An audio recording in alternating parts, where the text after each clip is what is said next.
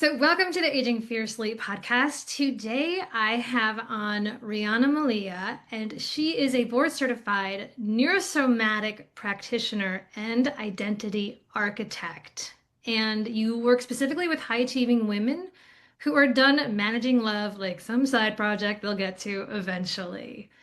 Um, so, what I understand about your approach so far, Rihanna, is that you're not asking women to spend years like reliving their past. Like, you actually work with subconscious rewiring and nervous system work, which I think is amazing. And I think that really changes the narrative and changes the approach. Because you're not about necessarily healing the past, you're about clearing it, right? And I feel that distinction is so huge. So I definitely want to dive into and understand like how you help women break free from like feeling stuck and, to actually work towards what they want. So, I think for all of us, we all have a story of how we got to do the work we're called to do. Um, Yes. and so for me, it was, growing up with a single mom who was amazing, and my Grammy and my Bumpy, God bless them. My grandparents were like my anchors. I grew up in Minnesota mostly. Father lived in California, had another family, wasn't really around. I went off to college that first year. He said, "Listen, I never helped you. I never helped your mom. I am going to take care of your room and board." Freshman year, I'm like, great. Get Okay. to school, 18, figuring out the whole college situation. And I get a call a couple months in, and the housing people say, "Hey, your bill was never paid and you're maxed on loans. So Oh, you have to leave." oh, And I'm 18, and my mom had just moved to Canada. She just had married a Canadian. So I'm like, okay, what do I do? yeah. And I think for a lot of us, whether we're 18 or 68 or 78, doesn't matter. When we are faced with something that we're not really sure how to overcome it, we think we don't have the resources, time, Mm-hmm. money, support, whatever. But really, it's about tapping into that part of us and the resourcefulness. And that's a critical distinction because it keeps you paralyzed. Well, I don't have the money, or I don't have the support, or I don't have, and then you stop instead of going on the other side of what's possible. So I decided I got 3 jobs, and I rented a 5 bedroom house, and I filled the other 4 bedrooms. I don't know why anyone in their right mind would rent a 5 bedroom house to an 18-year-old, but Well, not my whatever. business. Um, and I figured it out. And then I got married when I was a baby at 23 because I was certain that no one was going to love me. I was Ah, certain I was going to be the old cat lady, because at 23, you should really be considering that you're kind of almost over the hill. But it was right. for the best. And I had a lot of um, story that I couldn't name yet, but I had a lot of story about my worth and my being important enough, or as important as other people. And so, even, and there was a point in that engagement where he called it off.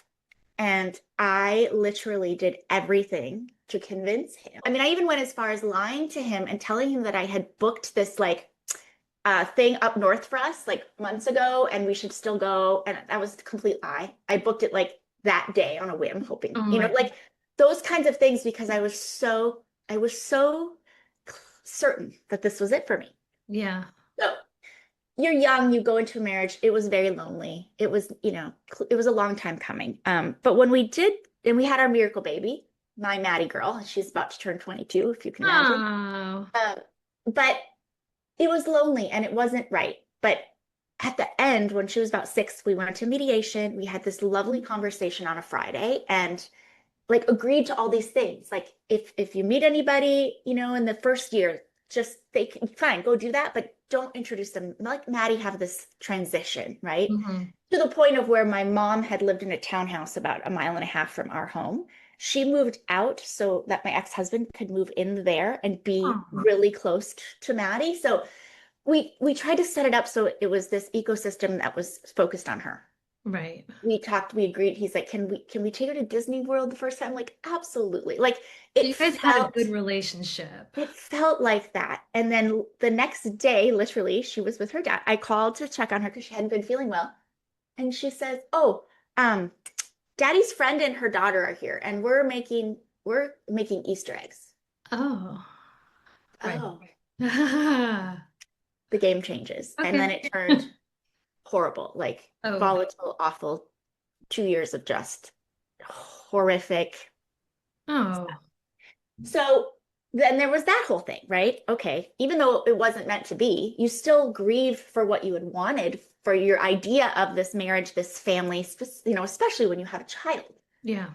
So you're kind of in this contradictory place of like, you son of a bitch, and I'm still sad. You know what I mean? Yes, it's So, confusing. right? So I did what we're all told to do. I went to therapy and I talked about it in therapy and I talked about it with my girlfriends and I read all the books and I journaled and I Hmm. listened to Brene Brown and like all the things.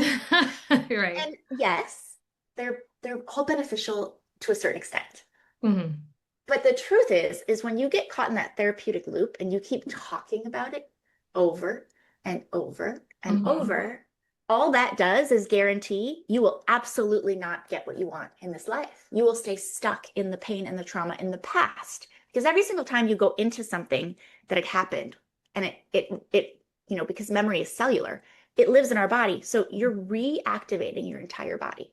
Yeah, I love that you said that. The memory is cellular Yes. because that really makes an impact, I think, when you do think about it, because it's not just these little whimsical thoughts that you're Yeah. having and that you're holding on to. It's actually in your body. It is It, cellular. it So, is. And we know that, right? We hear people talk about like generational stuff. Well, my mom had three marriages. My grandma was unhappy, like all the things. But then we also see it. We see it in animals, but we see it in organ donation. Like if you hated potato chips your whole life and all of a sudden you crave them every day and you come to find out like the person's heart you got, that was their favorite snack. Like memory is literally cellular. crazy, crazy. Um, Fast forward 3 years, Maddie's 9. We're living in this cute little 100-year-old farm cottage in Afton, Minnesota, right on the St. Croix River that separates Minnesota from Wisconsin. And we have horses and chickens, and we have a little pond that we would dye every Saturday in the Sure. summer so it looked like the ocean. We'd dye blue. Ah, And it was just kind of magical and a beautiful place for us to kind of have some healing and just having the horses and the chickens and just, it was just yeah. really special and being Yeah, able there's to something just about chill. like, yeah, animals, Oh, horses especially. I don't know. yes. I They're grew just up with horses. I magical. grew up in a horse barn. I mean, they're like my spirit animal, but to be able to like just jump on Sammy together and just walk down to the creek, down this Oh, little dirt road. I mean, it was kind of so like nice. fairy tale-ish whimsical. Hmm. However, you know, I'm an island girl. I like beaches and sunshine. So 40 degrees below zero, that winter was just like, oh my God. Oh, yeah. And anyway, so about this time, like my dad had been kind of in and out a bit more in my adult life, not really much. And kind of the same thing when he would call and he would ask you, like, how are you? And then you start to answer, and then he goes on to talk about himself for 30 minutes. Right. And then he's like, oh, great talk, gotta go. And you're like, Yeah. I said nothing. Right.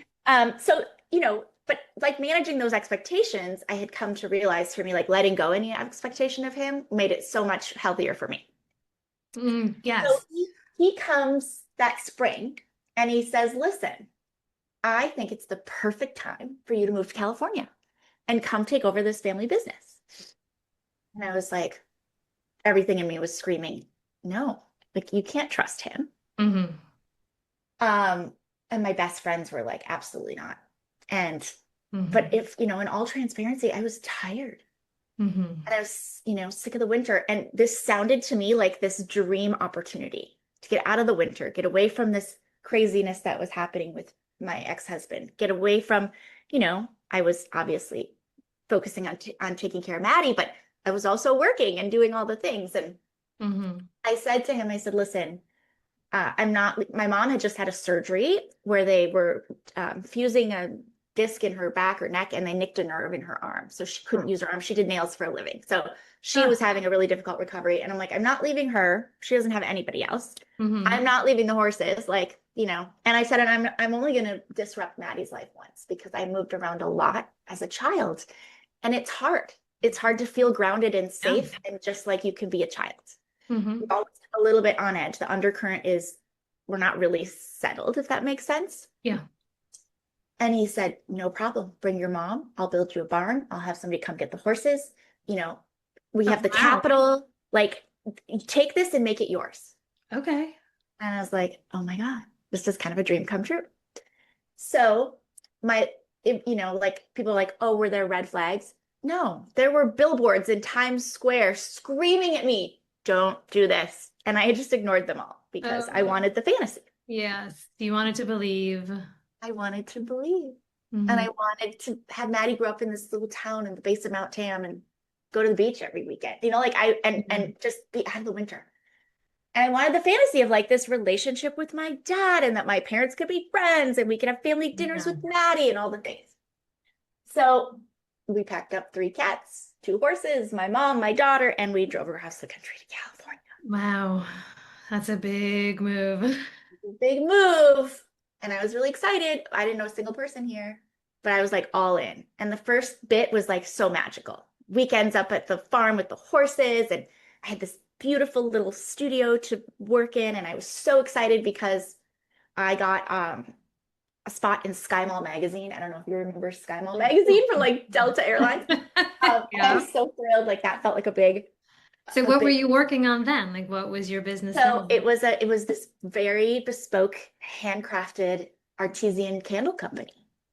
So you were making candles. So I wasn't. Federico was making them, and he'd been working with, my father for years, and just Oh, okay. really, This is the family business. yeah. So Okay.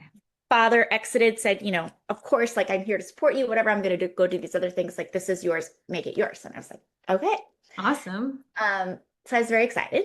And I had a little bit of a pit in my stomach, but I ignored it Mhm. because I was like, I don't know what it is. I can't put my finger on it. I'm just maybe nervous and like hypersensitive to wanting this to all work out. Right. So Maddie's birthday is November 30th. So it was the next day, December 1st. My father had put on this amazing party for her with all of her friends from school. They got to make candles. It was just, Oh, just so fun. fun. And all their parents were like, oh my gosh, we get to bring all these home. Um, and his girlfriend of the moment and her yucky kids were there, and he was like driving back with them to South Dakota or something. Okay. I'm in the studio, I'm in the back, and this guy came who had been working with them like, the past year or two before I came, and there was this issue with the mailer, and there was something wrong with the bulk postage stamp. And he's like, listen, let me just come and take them for you to Tiburon Post Office. Because that I don't you don't I would have to explain to you all the things. I'm like, oh, great, Mhm. perfect, come do that. So he shows up and we're just like going through all the mailer stuff. And all of a sudden I hear this noise. And I kind of peek around the corner because we were like in the back, like production area, and in the front is the store and the retail. And all of a sudden, all of these men are coming through the door with guns pointed at me. And I'm put in handcuffs. What? I'll just sit down. My daughter is supposed to be home in 20 minutes with a little Oh, friend for the first time. who are these people? They're DEA and undercover local drug people and all the things. Oh my God. And I'm like, before I even like said what's They going on, I'm put like, you in handcuffs? yes. Oh my God. And I said, I need to call my mom and tell her to take the girls to ice cream or the park. They can't because the house was on the same little lot. Oh my God. And Right. you would pull up and you're going to see all of these cars. They were like Oh pulled my all in like the God. movie. And they're like, you're not calling anyone. But when she gets here, well, it'll be okay. So then she gets there. She comes running in, crying. Now they've taken me out of handcuffs, put away their guns, but they're all in there. She's like, Mommy, what's happening? And I'm like, baby girl, I'm like, I don't know. There's something happening on that side lot over there. And we're trying to figure it out. Like there's some people Oh, that were, I'm like making shit up yeah. because I'm like, she can't know what, I don't even know what's going on. Right. Oh my God. Hours this goes on. And like they Are end they up like interrogating? Are they asking questions? they're asking all these questions. They have the guy in the office to asking him questions, and meanwhile they're going to his house searching stuff.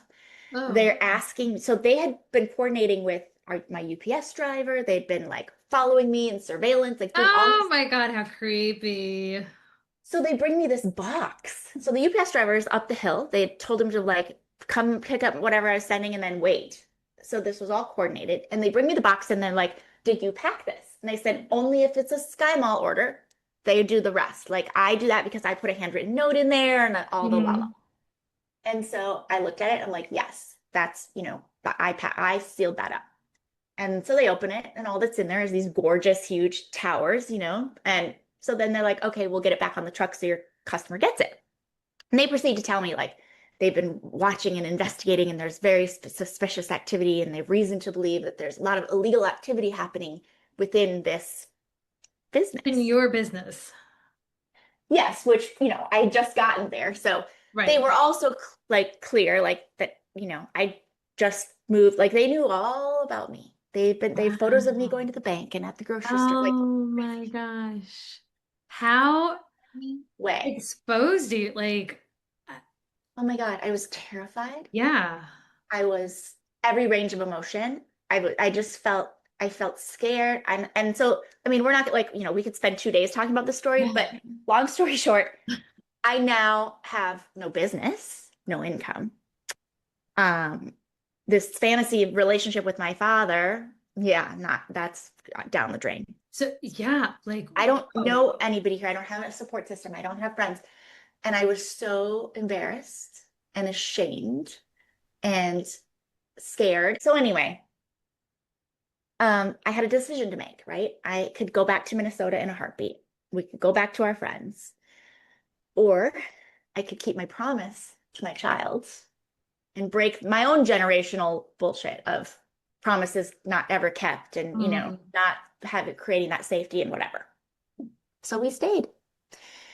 And I tapped into that resourcefulness. Now there was Mm. several $100,000 in debt created from that. The But business went under, your yeah, father's gone, yeah. you're all of a sudden here with the horses and your mom and your daughter and all this. Well, and the horses were up, he had moved up north, and the horses were with him up there. So that was a big grieving loss for me. So I did the thing. I went back to therapy, right? Went back to Mhm. therapy and I'm writing all those letters to him that I'm not sending because you don't feed the Right. fire with a narcissist. You don't give them anything. And I'm going through all of this, and I'm either so desperately sad or I'm so ragefully angry. And that's kind of what I was consumed with, those two emotions. And every noise I heard in the middle of the night, I was certain they were coming to get me or take Oh, Maddie. And like I didn't I was always my nervous system was just on fire yeah, for you're 2 years. shot. And it was like, and then, in the midst of all of that, back in therapy, and then I was like, you know what? I can't tap into that like feeling happy or like looking forward to or being in like having just joy and peace. And I'm like, this is not modeling for Maddie. And Mhm. I hid all of this from her till she went to college when she was 18. She had zero idea. Oh, Anyway, in that midst of that, I somehow like stumbled upon, I don't even remember who it was, but stumbled upon something that then became the basis for what became my life's work. And, hmm. it was just, some weeks that passed where all of a sudden I could breathe again. And I was thinking about, future stuff and coming back into that place of just like waking up in the morning and feeling happy. Yeah. And it wasn't because I was talking about it and like going in all the drama. And, also in that process, like I fully forgave my father, but he doesn't get a seat at the table. I haven't spoken to him in Hmm. many, many years. Yeah. Uh, he doesn't get access, Hmm. but that's not mine to carry. And I think a lot of people get really tripped up around forgiveness when you've been really hurt because it's this word that makes them go, why would I forgive that person? Right. What they did to me was not okay. Mm. Absolutely. Forgiveness isn't even about them. It really Mhm. isn't. And it certainly doesn't make anything okay or let anyone off the hook or justify anything. It's you taking back and saying, you know what, you and what you did is no longer going to control my thoughts, my emotions, my behavior, my decisions. Mhm. Like I'm done with that. Yeah. It's like probably one of the most transformational things that in the world. Like it's the biggest mover of that. Yeah. Now, how did you get to that point? No, was it through therapy or was it just through like, what did you do to be able to finally reach that point and understand that? Yeah, well, I mean, it started with doing this work, and then it started this like desire for me to like really create this work for me. Hmm. And I spent years of, I mean, a neurosomatic practitioner using, and these are words nobody cares about, right? But the inside of that of like, okay, the how. So, you know, um, trained in evolved neuro linguistic programming, trained in quantum time release, Hmm. master trained in trauma conscious, practice for, transformational for women. And all of that stuff that means nothing. But what it did is it helped me create the framework that became my methodology. Hmm. And I first created this work for me because I Mhm. knew there was more meant for me in my life. And I was not about to be like, well, that's it. Now I had so many insecurities still, like maybe that's it for me. Maybe I'm never going to find my person. And then I got into a relationship that like the very first date, I knew it was wrong. Mhm. But here I am 10 plus years later after having that same feeling at 23 and going, well, what if this is it? And I was too much and not enough all the time at the same moment. So I'm trying to like take down my too muchness and then become someone I'm not because I was not enough in that. I mean, it was just, it was awful. Yeah, you're like mentally putting yourself through all of this. Yes, and it was just like it was so exhausting. And again, it was just like this validation or evidence that me as me is not really lovable. Right. So you still had that Yes, feeling. because I hadn't done the work yet. So Mhm. it was after that that I was like, okay, this is it for me. Like I'm not doing this anymore. I want different. So that's when I really dove in and started the work and created the work and started doing the work. And on the other side of that, you know, in 2 weeks, I will celebrate my 2-year wedding anniversary to a man that loves me in a way that was beyond anything I could ever imagine. That's incredible. The most incredible person in the world. Like there would be no better husband for me.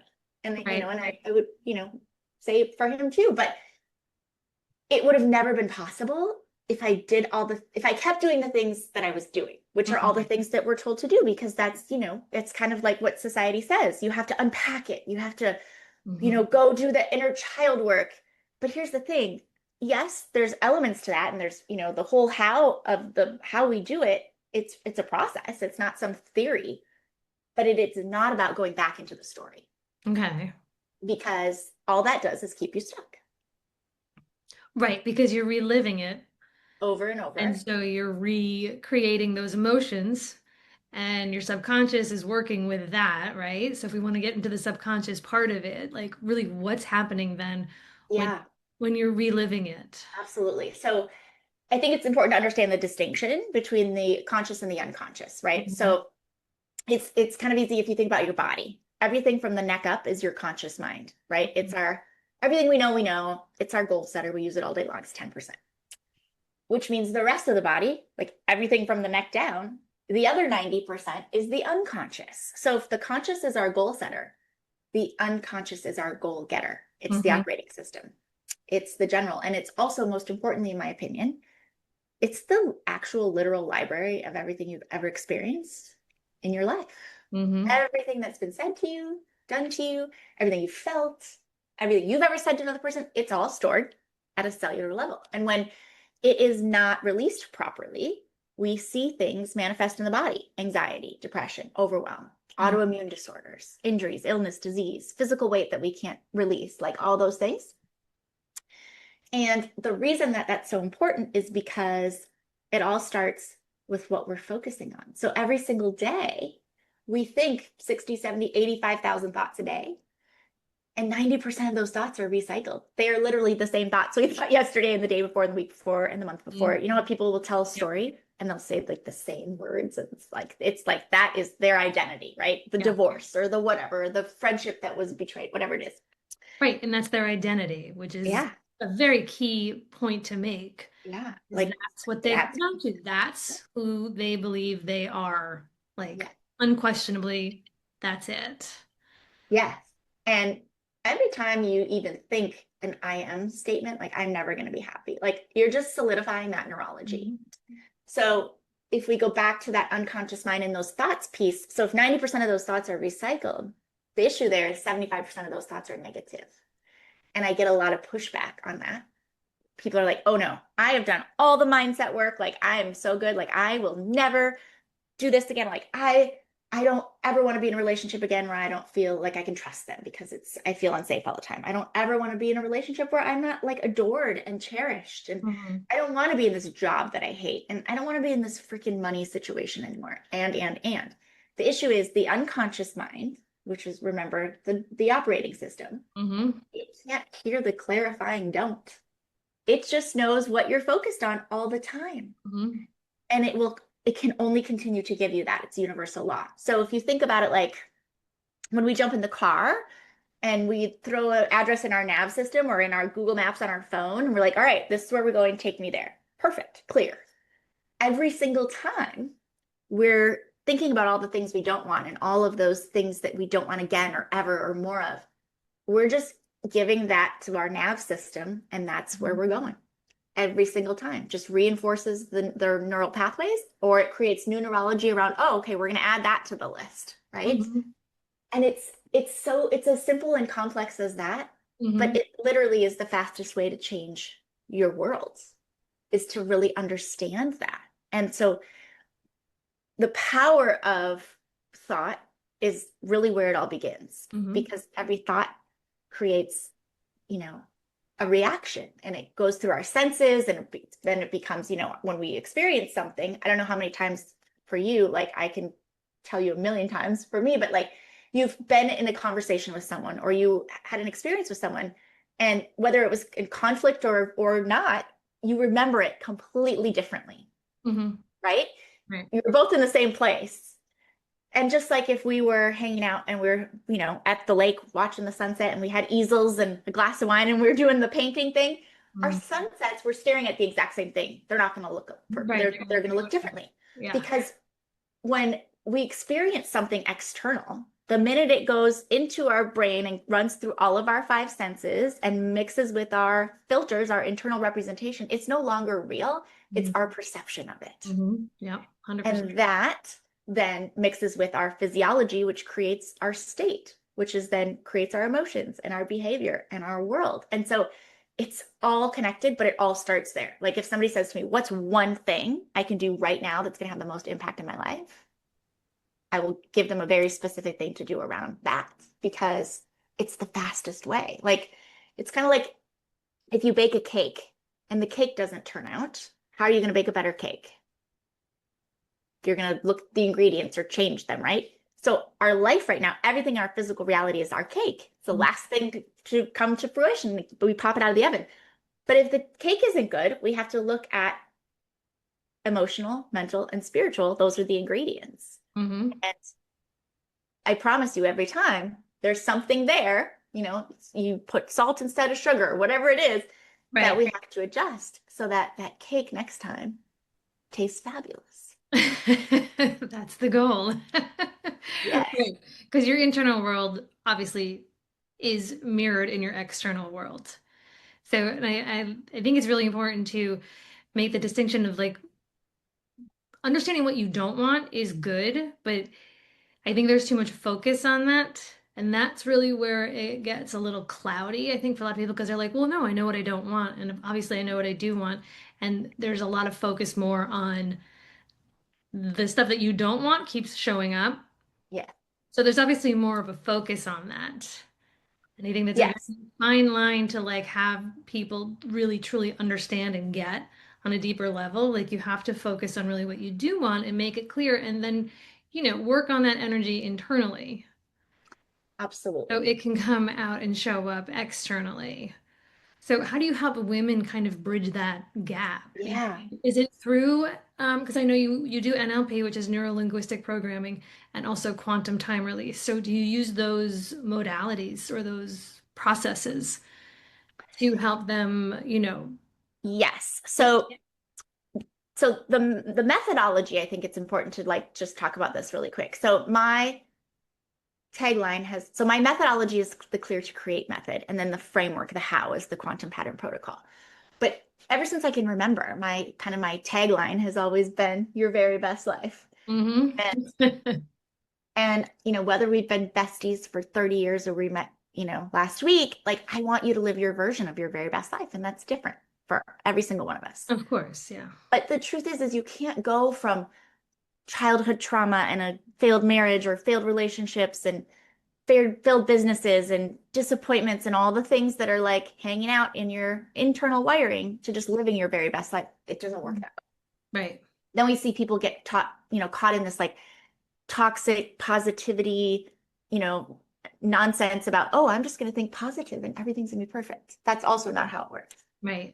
So, um, it's really important to understand that when we're thinking about that and we're looking at that, we have to look at the things that have to be cleared before we can create, right? So we have to clear the story to create the life. Hmm. Everybody says to me, I want a different story. Okay, well, then you have to stop telling the old one. Right. And that's Number one. hard. That's It's very hard. hard, especially because like we are so like attached to that story, like you said, it becomes our identity. Right. Because you're like, well, it happened, and that's the reality of it. And Uh-huh. right. And, I would have had this great life if it weren't for him, or I would have had Right. this career if it weren't for this boss, or, all the reasons. I feel like taking ownership is really difficult. Yes. So then we have to clear the cycles to create the confidence. Hmm. So Hmm. most women come to me and they're like, yeah, at this point, I have no idea. I don't trust my own decision making because I thought I knew, and look how that turned out. Not good. So then we end up in this place of like questioning, like, I don't know, who are we now? Like, who are like, mom, wife, empty Right. nesting, divorce, like all the things. So we have to clear all these cycles that we've been in to create that confidence to be able to trust ourselves. And we have to clear the patterns to create the partnerships, right? We've been talking about this wiring and this internal stuff all morning. And it's like we want these aligned, genuine, amazing partnerships romantically, professionally, personally, with friends, family. But if we don't clear the patterns, we bring all the same stuff. We're not going to ever have those partnerships. We just keep getting more of the same. This is where people say, why do I keep marrying the same person? Why do Mhm. I keep dating the same person? Why do every single, career change, bless you, Excuse that I me. go into, my boss always hates me? Huh, fascinating. Isn't that fascinating? So Yeah. again, it's all the patterns. And we Hmm. have to clear the resentment to create the results. So many high achieving women almost get what they want and they never quite get there. Yeah.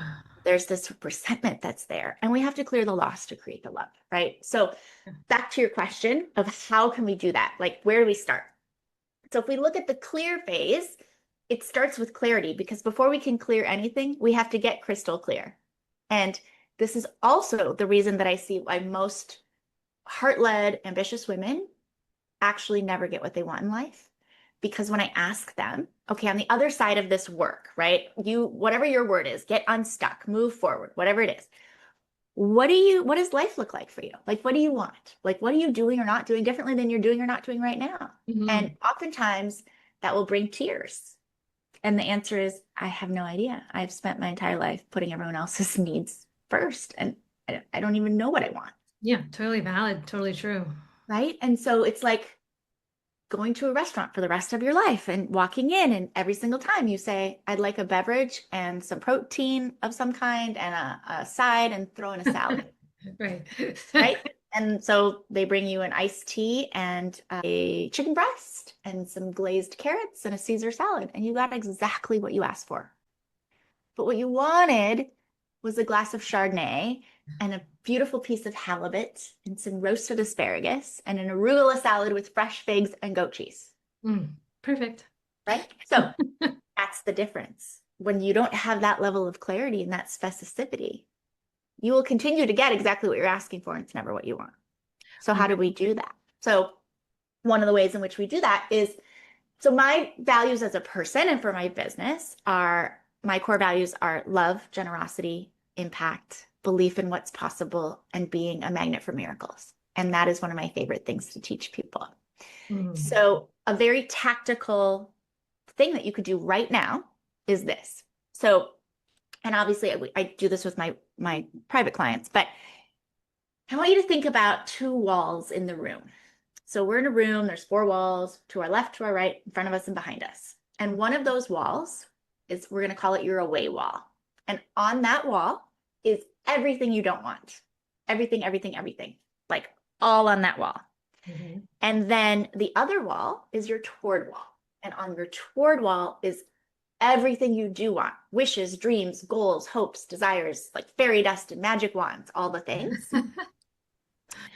So I want you to imagine, and I think it's helpful for people if they're visual to like actually, like for me, I just have to close my eyes and go, okay, if I was sitting in a room, where would my away wall be? Okay. See And I'd that. ask you the same thing, like, okay, where's your away wall in your room you're sitting in right now? if you had to imagine. So if I'm imagining, right, I feel like the way wall is like over here on the left. Okay. And then where's your toward wall? I think naturally I'd be like looking at it, so it'd be in front of me. Beautiful. Okay. So here's what I want you to do. I want everybody to get two clean pieces of paper. On the top of one, write away. On the top of the other, write toward. And I actually want you to make those lists and Mhm. be thoughtful about it. Like give yourself a few minutes to just really Right. like actually think about everything you don't want and write it all down. And Mhm. then I want you to actually think about everything you do want. And I don't want you to put filters on it. I want you to like, again, magic wand. Like if you could just have it all in all the areas, what does that look like? Right. Just let yourself be free. And then we're going to play a game for the next 72 hours because we know that we can rewire neurology in 72 hours. Ah, I So did that. That's fascinating. here's what we're going to do. So I want you all, do I even have one up there? I think I don't. So I want you to find a rubber band. Mm. And it has to be not the soft, scrunchy kind that we sleep in. It has to be like the office kind, so it stings. And if you want, I will send you this, which says I'm a magnet for miracles, and there's some Huh. sparkles on it. So I'm happy to send these to you. But this isn't actually tight enough to do the job, but it's a great reminder. So grab the rubber band, put it on. You're not going to take this off for the next 72 hours. So after you've made your lists, you're going to start. And here's what you're going to do. Every single time that you find yourself in a position where either you recognize that you're like in the rabbit hole or you're, like, or you just feel yucky in your body, because probably for the first day, you're not even going to recognize it because you've been doing this unconsciously for Mm. decades. Yeah. So, but when you recognize it, I want you to snap that rubber band hard. So when you're feeling yucky or you're feeling like Yeah, or you're like this or spiraling, or you're like thinking about, you're driving somewhere and you're like, well, it's raining. Obviously, there's not going to be a parking place up front, or you get your hair cut and you're like, right. they never do a good job. Like people, like that's how they live. Right. And this is one of the beautiful things. Like people say, well, how does that show up? Well, again, are you that person that says, yeah, well, I obviously like it never happens for me. I always get the blah, blah, blah. And I'm like, everywhere I go, I have a parking spot for me. I don't care what day of the week it is. I don't care the weather. There's always a parking spot for me because that's just the way it is, right? And that's a very minute thing, but it's like those are the things where we're focused on that we're like putting out into the world. Okay, I digress. So we snap the rubber band because we need the pattern interrupt in the brain. And the snapping of it and then the stinging of it gives us that. Right. Then, to the best of your ability, I want you to try to remember what it was you were thinking about. The most recent thing you can recall, because you might have felt like crap all day and it's finally evening and you're like, oh, whoa, I've been anxious. I've had this pit in my stomach. I've just been in this horrible mood. I'm feeling very hopeless. And you might not even remember, but I want you to go back and remember the last thing you can recall thinking about. I guarantee you it's something on that away wall list. Mm. And then what I want you to do is I want you to replace the thought with a better feeling thought. And so you can do that one of a few ways. So when you make these lists, I also want you to take photos of them and pin them in your notes app or however you manage that so you can access them anytime, anywhere. And so the easiest, quickest way is literally like looking at your toward wall list and picking something and taking 60 seconds and like just visualizing it and feeling it with emotion as though it is. Right. Because the brain doesn't know the difference between something visualized with emotion and feeling versus something that actually happened. Right. So we know that to be true. We see it in athletes all the time. That's why they visualize the shot. Or Michael Phelps, had visualized that last Olympic swim and he dove in and his goggles broke and he swam it blind and he won the gold medal. Like, but his brain had already swam that race in that pool over and over and over again. So, and if the list isn't there, you're just not jiving with that. Here's two other things. You can literally sit and set a timer on your phone for 60 seconds and just be grateful for something or things that you're really, truly, genuinely grateful for. And it can be that the sun feels really good on my face. I'm sitting here in the parking lot and it's warm. Or, my best friend sent me a text this morning and it was so wonderful to connect with her, whatever it is. And then if you're still feeling yucky in your head, I want you to ask yourself in that moment, who can I serve? And it doesn't have to be some big grandiose thing. Right. It could literally be a prayer, a thought, a text to somebody saying, love you, hope you're having a great day. It could be, somebody drops something and you see them drop it and you pick it up and give it back to them. It's just getting out of your head in service of someone else. Yeah. Now, over the course of the 3 days, what's going to happen is you're going to start realizing you're going to be hyper aware. You're going to start catching it sooner. And the whole point of this is not to not have these thoughts or feelings and emotions, right? We're not going to give you a lobotomy. You're still going to have these things. Still going to happen. But it's the pulling yourself out of it, which is the critical part, because it only takes 17 seconds of holding any thought with emotion to reinforce the neurology and that neural pathway. Mm-hmm. So you're giving those directions to your GPS. So by day 2, maybe, you're an hour or 2 goes by and then you're like, oh yeah. And then by day 3, like you're starting to get it in 30 minutes or 5 minutes or whatever it is. Mm-hmm. And again, the point is not to not experience these things. It's how quickly can you pull yourself out of it and replace it with a better feeling thought, because it then moves into the conversation of frequency, right? Of where we are, because we don't get what we want. We get who we're being. And a lot of that comes with frequency. And when we're in these low frequency emotions, Mm-hmm. it's like a radio station. What's your favorite music, for instance? Oh, me? Yeah. I'm really digging country lately, which is Oh, new for that's my me. favorite. My favorite. I love that. It's a very unusual answer, by the way, because there's not a lot of us, it feels like. Right?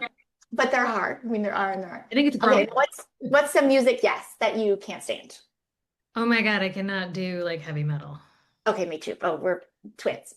So imagine that everything you want for your life is like No Shoes Radio, Sirius XM 55, right? Mhm. Kenny Chesney, Morgan Wallen, all the things.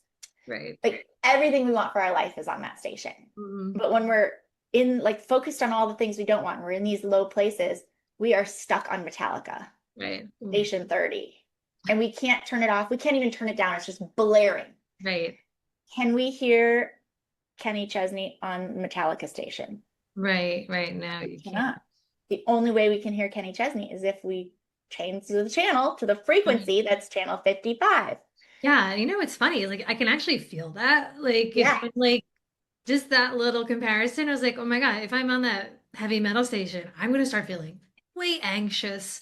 I'm just gonna all of a sudden it's gonna get heavy. I'm gonna feel like I can't breathe, if I have to listen to it for a really long time, as opposed to, I like more like the upbeat fun, that makes me feel so much better. So that's such a great analogy. I love that.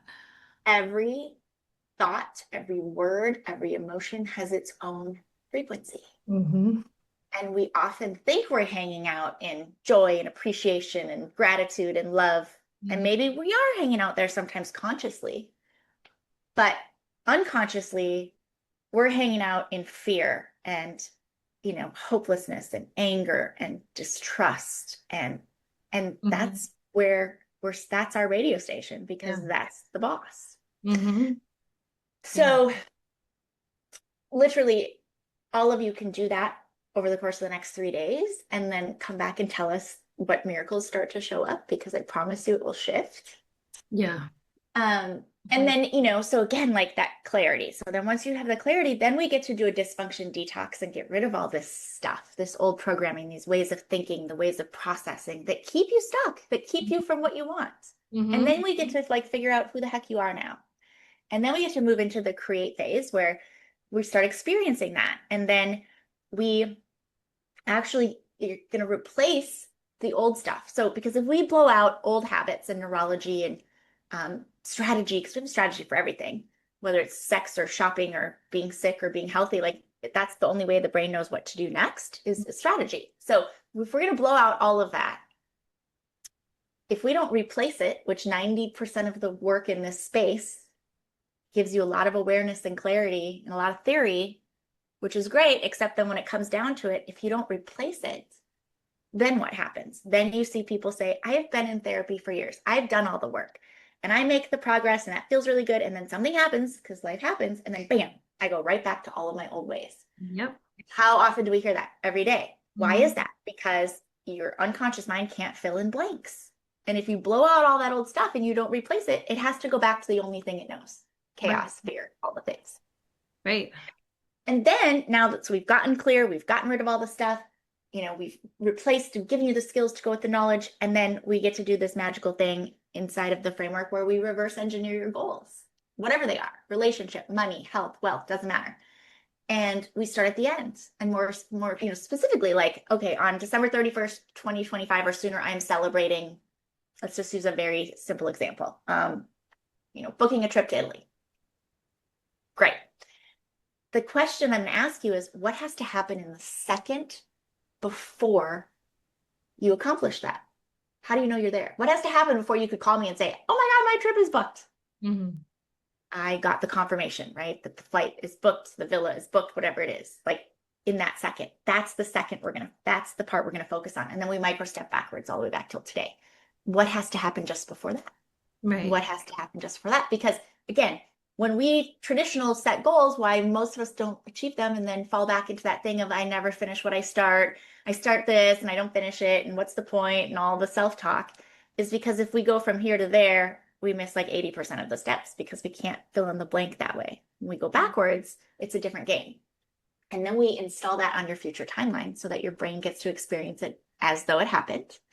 And that ignites the reticular activating system in your brain, which becomes laser focused, looking for the people, the experiences, the resources, the opportunities that you need to actually see to make all of that actually happen instead of between now and dead, just, having this life of wishing for it. Right. And then we get to move into that claim phase where you get to own it and integrate it and embody it. And this is really where, you start to own, and you don't need any more external permission. Like you're now really clear about who you are and who you aren't. And this is where you get to fall in love with yourself again and fully trust yourself and hold boundaries and communicate your needs. And really deepen the richness in all the relationships that you choose to keep in your life. Yes. And then you integrate that into your decisions and your relationships and your energy. And then you get to embody that and you get to live and love and lead from this new frequency, right? From Kenny Chesney, and that's kind of the process. That sounds amazing.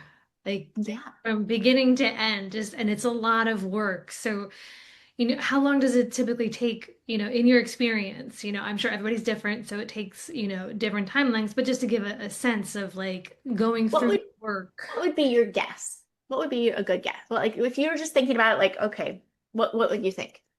6 months. 8 weeks. 6 months, 8 weeks. Get out of here. So here's the thing. I want to put a disclaimer.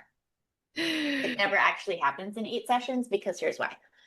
I design every program. I mean, my framework stays the same. My intellectual property is the same, but each one of us is slightly different, right? So this is not a coaching program. There's no group things. You're not going to be watching some module and like, that's not this. Right. We're going to co-create together. And I try to design it around 8 sessions, but inevitably there's going to be a time or two. I have something planned for us. You come to the call. It's very clear to me that you need something else. We're going to set that aside and we're going to take care of you, whatever that is, and whatever you need. So that's why I say it doesn't really usually ever happen in 8 sessions, more like 9 or 10, but still like a very short amount of time. So when we look at those kind of 8-ish, 8 to 10 sessions is what I call the Clear to Create Quantum Intensive. And that gets us all the way through clear and all the way through create. And it really sets you up for that, like stepping into that next level. And then for women that want to like spend the remainder then of whatever's left of 12 months, then that's the mastery experience where we stay together in relationship and co-create in real time. So women that like, I want to, start a business or up level my business or, find the love of my life or learn this hobby, like whatever it is, then we are together for the remainder of whatever's left of 12 months so that I get to walk with you in that claiming. So it's kind of like from the start to finish.